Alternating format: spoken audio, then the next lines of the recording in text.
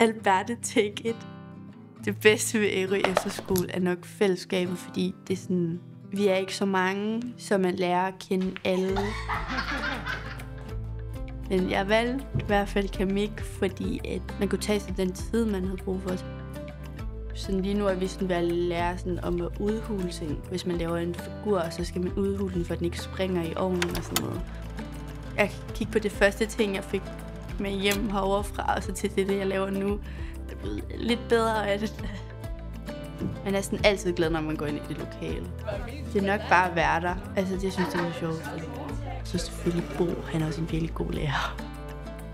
Man kan komme derind for at slappe af, og man kan også komme derind for at grine med sine venner.